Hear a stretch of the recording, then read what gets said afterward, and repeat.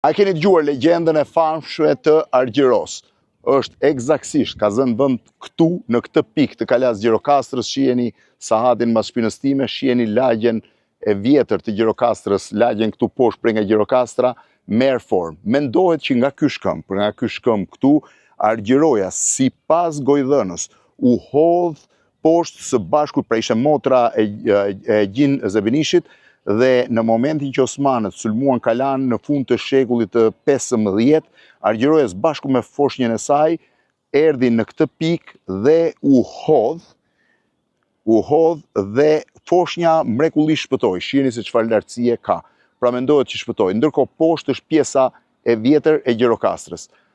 U hodh nga këto mure, pra në një lartësi që ndoshta mund të jetë mbi 50 metra, dhe gjithë pjesa e vazhdon të mendohet që nga trupi i saj dilte qumësht për të ushqyer foshin. Shiheni se çfarë lartësie ka aty poshtë. Ndërkohë, askush nuk di të thotë është e vërtet apo legjend, historikisht nuk është e vërtetuar, por është një prej legjendave ndoshta më të bukura që Shqipëria ka. Legjenda e Argjiros, gruas që u hodh për të mos u dorëzuar armikut.